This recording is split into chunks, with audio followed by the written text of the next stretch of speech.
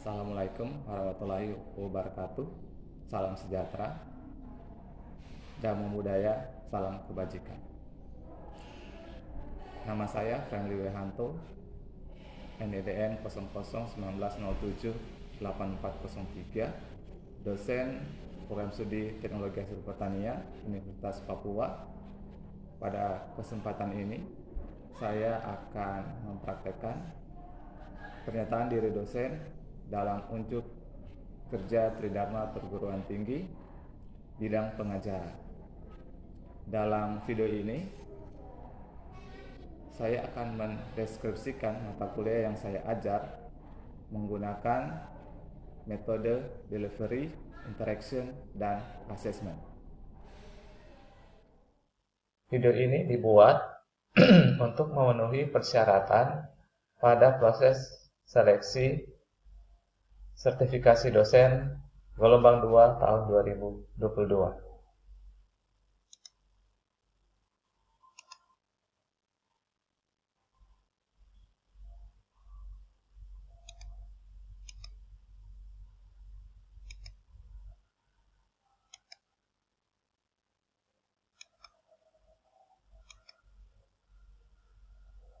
Outline dari video ini meliputi prinsip DIA atau Delivery, Interaction, dan Assessment, di mana delivery mencakup identitas, deskripsi, CPMK, materi, dan sistem pembelajaran. Kemudian interaction meliputi metode pembelajaran dan LMS, dan assessment yang meliputi sistem penilaian.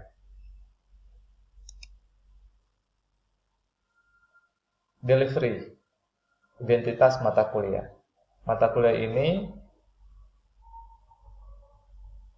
diajarkan pada semester 1 atau semester ganjil dengan kode mata kuliah A20105 dengan status mata kuliah wajib dan bobot 3 SKS, 2 teori, dan 1 praktikum. Mata kuliah ini tidak merupakan kuliah bersyarat. Dosen pengampu ada rekan saya Dr. Adia Novita Sari Lestari, SSI MSc, saya sendiri Friendly Wehanto, SSI MSI, dan Risma Situngkir, SP MSI. Deskripsi mata kuliah. Mata kuliah ini atau mata kuliah kimia anorganik membahas dan mempelajari tentang gambaran umum kimia anorganik, struktur atom, ikatan kimia, dan bentuk molekul, stoikiometri kimia, dan asam basa, larutan, serta kesetimbangan kimia. Mata kuliah ini dilaksanakan dengan menjelaskan teori, memberikan contoh-contoh, diskusi, dan memberikan tugas mandiri kepada mahasiswa. Komponen perkuliahan. Perkuliahan ini meliputi kuliah, responsi atau tutorial, dan praktikum dengan persentase 70% untuk kuliah dan 30% untuk praktikum dengan bobot kredit 2 SKS untuk kuliah, responsi tutorial, 1 SKS untuk praktikum. Persentase ini tidak termasuk tugas terstruktur dan tugas mandiri, di mana bobot SKS-nya per SKS dikali 50 menit, dikali 14 pertemuan per 60 menit. Capaian pembelajaran yang harus dicapai oleh mahasiswa. Setelah mengikuti perkuliahan ini, mahasiswa diharapkan mampu memahami gambaran umum kimia anorganik. Yang kedua, mahasiswa mampu memahami struktur atom. Yang ketiga, mahasiswa mampu memahami ikatan kimia dan bentuk molekul. Yang keempat, mahasiswa mampu memahami stoikiometri kimia. Yang kelima, mahasiswa mampu memahami asam basa. Yang keenam, mahasiswa mampu memahami larutan. Yang ketujuh, mahasiswa mampu memahami kesetimbangan kimia. Materi perkuliahan. Materi yang akan diajarkan pada perkuliahan kimia anorganik ini dimulai dari topik gambaran umum kimia anorganik, kemudian dilanjutkan struktur atom, kemudian ikatan kimia dan bentuk molekul, setelah itu stoikiometri kimia, asam basa, larutan, dan yang terakhir kesetimbangan kimia. Buku referensi yang digunakan ialah dari Jespersen et al. 2012 dengan judul Chemistry, the Molecular Nature of Matter, edisi 6. Kemudian ada Petrucci, General Chemistry, Principle and Modern Application. Ada Brady, General Chemistry, Principle and Structure.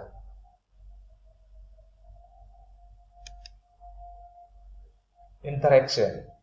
Dalam interaction ini ada metode pembelajaran di mana pembelajaran itu dilakukan ada dua metode. Yang pertama sinkron atau tatap muka atau virtual melalui aplikasi Zoom, MS Teams atau aplikasi yang lain. Kemudian asinkron menggunakan Learning Management System LMS, yaitu video pembelajaran, forum diskusi, materi, lembar kerja, kuis, UTS, dan UAS dilaksanakan menggunakan LMS. Model pembelajaran yang dilakukan selama perkuliahan yaitu ceramah, ada kemudian small group discussion, dan metode lain yang setara. Berikut kita bisa lihat Learning Management System yang ada di Universitas Papua. Mahasiswa dapat mengaksesnya menggunakan nomor induk mahasiswanya. Dalam melakukan pembelajaran, saya menerapkan prinsip I care, di mana dalam proses tersebut dimulai dengan introduction untuk I, kemudian untuk C dilakukan connection, di mana pada connection itu ada brainstorming, berbagi informasi, kemudian A, application, penerapan pembelajaran, kemudian R, reflection, diberikan quiz atau kesimpulan, dan yang terakhir adalah E atau extension, tindak lanjut yang diberikan di rumah dan di kampus. Assessment atau sistem penilaian ini mengacu pada peraturan akademik yang berlaku di Universitas Papua. Indikator penilaian yang pertama tugas sebesar 10%, kuis 10%, ujian mid semester 20%, ujian semester 30%, dan praktikum 30%. Nilai akhir mahasiswa dikonversi ke dalam bentuk grade dengan menggunakan pola acuan patokan atau PAP atau pola acuan normal PAN. Kita bisa melihat nilai huruf dari yang paling rendah E dan yang paling tinggi A dengan angka mutu sebagai berikut, bisa dilihat pada tabel. Dan pemberlakuan pola acuan patokan itu dilakukan jika jumlah mahasiswanya kurang dari 30 orang, sedangkan penggunaan pola acuan normal atau PAN itu dilakukan jika satu kelas terdiri atas lebih dari 30 orang mahasiswa. Oke, untuk video pengajaran akan dilakukan pada kelas kecil, di mana video ini dilakukan pada masa libur, sehingga mahasiswa yang hadir itu sangat sedikit. Silakan menonton.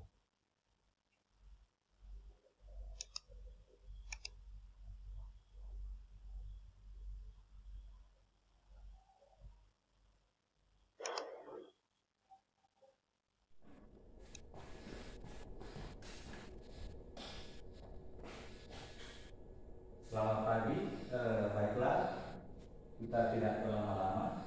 Jadi hari ini sesuai dengan kontrak mata kuliah, kita akan mempelajari tentang gambaran umum kimia anorganik.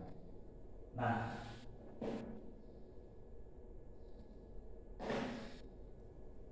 sebagai pengantar, jadi pada saat kuliah ini, mahasiswa ini diharapkan mampu memahami gambaran umum kimia anorganik.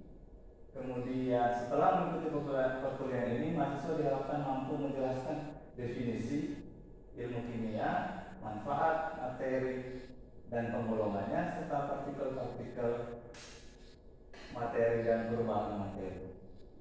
Nah, kemudian indikator apa yang harus kita capai untuk topik ini, yaitu ketepatan menjelaskan definisi dan manfaat ilmu kimia, materi dan penggolongannya, partikel-partikel materi, dan perubahan materi. Jadi, kalau kita tidak bisa mencapai indikator tersebut, maka pembelajaran ini tidak akan.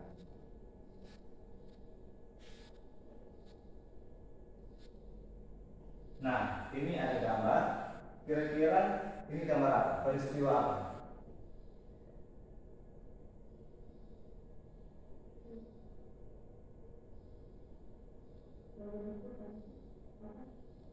Roda yang lihat warnanya. Iya, dia apakah dia masih bagus keadaannya atau sudah mengalami oksidasi? Ya, benar. Jadi ini salah satu peristiwa kimia yang ada di kehidupan sehari-hari. Nah, saya sudah kasih satu contoh. Coba kamu sebutkan satu saja peristiwa kimia yang ada di sekitar kamu.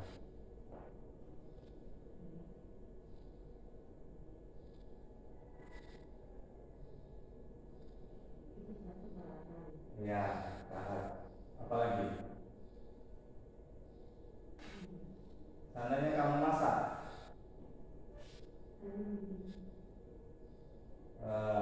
Ya, itu juga termasuk perubahan kimia yang awalnya cair menjadi gas. Nah, itu salah satu peristiwa kimia. Sebenarnya banyak sekali peristiwa kimia yang terjadi dalam kehidupan sehari-hari. Nah, kita lanjut. Apa itu definisi ilmu kimia? Nah, definisinya ialah ilmu yang mempelajari komposisi, sifat, dan perubahan suatu materi. Sesuai dengan yang saya katakan tadi, capaian pembelajaran yang kita capai. Nah, dia mempelajari tentang komposisi, apa yang ada di dalamnya, sifatnya, dan perubahannya. Jadi dia bisa berubah dari satu bentuk ke bentuk lain. Dan ternyata ilmu kimia ini banyak manfaatnya, baik itu untuk makanan, pembersih, energi, obat-obatan, apalagi kosmetik, dan sebagainya. Jadi begitu pentingnya ilmu kimia ini sehingga kita butuh untuk mempelajari. Nah, materi adalah segala sesuatu yang memiliki massa dan menempati ruang, atau dengan lain kalau kita kenal zat, sesuatu yang memiliki massa dan menempati ruang. Nah, materi ini terdiri atas partikel kecil yang disebut atom dan tidak bisa dipecah lagi. Nah, atom itu memiliki massa dan sifat yang berbeda. Kalau kita pernah pelajari tentang sistem periodik, ada unsur-unsur itu massanya berbeda, kemudian sifatnya juga berbeda. Ada yang sifat gas, ada sifat logam, ada yang stabil. Nah, itu berbeda-beda untuk setiap materi. Nah, selanjutnya klasifikasi. Jadi materi atau zat ini terbagi atas dua. Yang pertama itu zat tunggal, dan yang kedua adalah campuran. Untuk zat tunggal dia terbagi dua lagi. Ada senyawa terdiri atas beberapa unsur dan unsur. Kemudian untuk bagian campuran itu ada yang homogen dan heterogen. Nah, akan kita pelajari lebih detail lagi. Nah, unsur dan simbol kimia. Jadi semua materi unsur dat itu memiliki simbol masing-masing. Contohnya ini berlian itu dari karbon C, emas itu aurum AU, dan belerang untuk S. Kemudian senyawa. Senyawa merupakan dua atau lebih unsur. Dua atau lebih unsur yang bergabung dalam perbandingan tertentu. Contohnya air H2O. Jadi ada perbandingan hidrogen dan oksigen. Perbandingannya H itu 1, O itu 16. Karena H ada 2, berarti 2 banding 16 atau 1 banding 8. Nah, kalau dia sudah terbentuk senyawa, maka sifat unsur masing-masing itu hilang. Setiap unsur memiliki sifat, tapi setelah dia bergabung membentuk senyawa, sifatnya asal akan berbeda dengan sifat yang baru. Misalnya ini, untuk CO2, karbon dioksida. Untuk C, karbon itu bentuknya padat. Oksigen itu gas. Setelah mereka bersatu menjadi gas yang tidak berwarna. Yang sifat dari padatan untuk karbon itu hilang. Jadi sifatnya berubah setelah menjadi senyawa. Sampai di situ ada pertanyaan? Oke, saya kira bisa dimengerti masih di mana. Campuran. Pembagian materi yang kedua atau pembagian saat yang kedua. Campuran adalah dua atau lebih komponen dengan komposisi yang bervariasi. Di sini ada gambar jus, ada Coca-Cola atau salad dressing. Itu terdiri atas beberapa komponen, lebih dari 2. Komposisinya ada yang lebih banyak, ada yang lebih sedikit. Nah, kita lihat di sini tipe campuran tadi terbagi 2. Ada yang homogen, ada yang heterogen.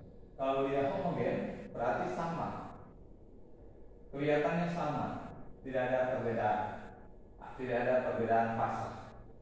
Contohnya kalau kita buat air gula, kita tidak bisa membedakan yang mana air, yang mana gula. Itu homogen. Tapi untuk yang heterogen terbentuk 2 fase. Contohnya Coca-Cola. CO2-nya itu kita bisa lihat ada gelembung-gelembung. Kemudian airnya ada sendiri. Itu termasuk yang campuran homogen. Oke. Nah, dari materi, penggolongan materi kita sudah belajar, kita lanjut kepada perubahan materi. Nah, perubahan itu bisa terjadi 2. Ada perubahan fisik dan perubahan kimia. Bagaimana kita tahu itu perubahan fisik? Tidak terbentuk senyawa baru. Tadi contoh peristiwa kimia, air mendidih dari cair menjadi gas, itu termasuk perubahan fisik. Hanya berubah bentuk, tidak berubah secara kimia. Tetap cairan H2O, gasnya H2O juga. Tidak terjadi pembentukan senyawa baru, hanya berubah bentuk. Itu perubahan fisik. Tapi untuk perubahan kimia terbentuk senyawa baru dan sifatnya pasti berbeda. Nah, sebagai contoh yang peristiwa pada awal tadi kita kuliah, perkaratan besi yang awalnya mengkilap, tapi setelah teroksidasi terjadi perubahan kimia, sudah tidak mengkilap lagi, sudah terbentuk senyawa baru. Nah, apa buktinya? Ada perubahan kimia, ada endapan, ada cairan, ada gas, suhu atau perubahan warna. Itu indikator. Nah, ini adalah lebih cek. Kira-kira dari 3 peristiwa ini yang mana perubahan kimia, yang mana perubahan fisik? Magnesium terbakar ketika dipanaskan oleh api. Itu termasuk perubahan apa?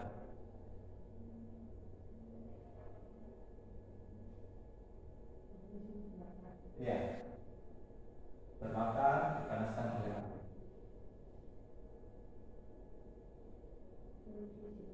Perubahan, apakah tidak terjadi perubahan kimia di situ? Senyawa baru ada atau tidak? Terbakar, ya. Beda meleleh dan terbakar. Kalau meleleh tidak terjadi perubahan senyawa baru. Ini terbakar bereaksi dengan oksigen. Jadi dia termasuk perubahan apa?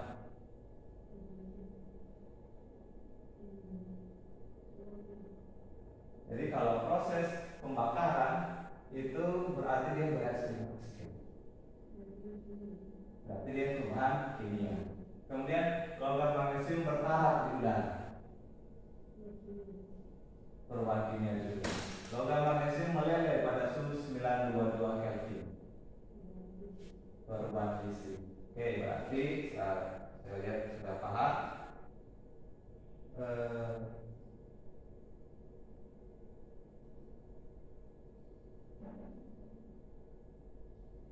Kita lanjut. Di sini manakah yang bukan merupakan perubahan kimia?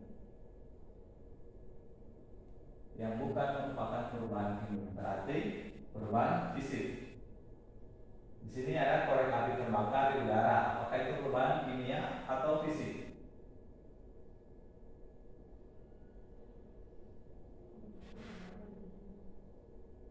Terbakar atau termasuk perubahan fisik atau kimia? Kimia. Oke. Es mencair di suhu ruangan. Es mencair. Fisik. Berarti yang bukan merupakan perubahan kimia ialah D. Es mencair di suhu ruangan. Oke. Kira-kira itu yang bisa kita pelajari hari ini. Apakah ada pertanyaan?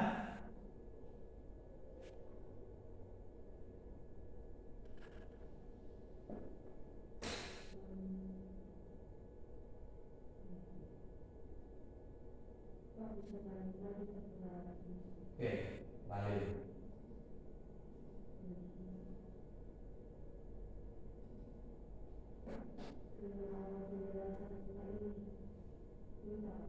Penjelasan yang mana? Campuran senyawa atau unsur? Apa ini? Campuran. Oke, ini campuran. Di campuran itu ada dua. Ada yang homogen, ada yang heterogen.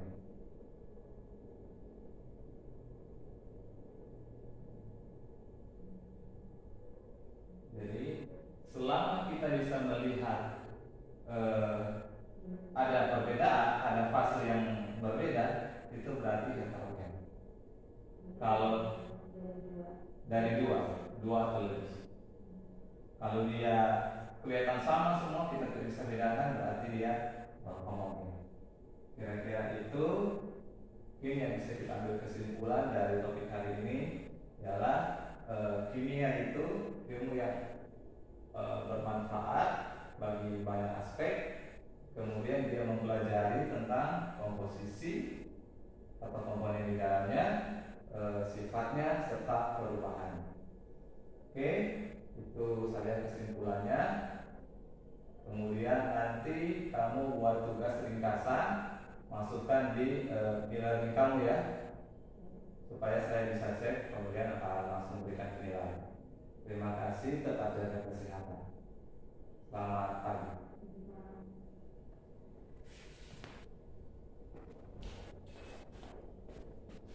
Terima kasih. Demikian video PDD UKT PT saya bidang pengajaran. Assalamualaikum warahmatullahi wabarakatuh. Salam sejahtera, Dhamma budaya, salam kebajikan.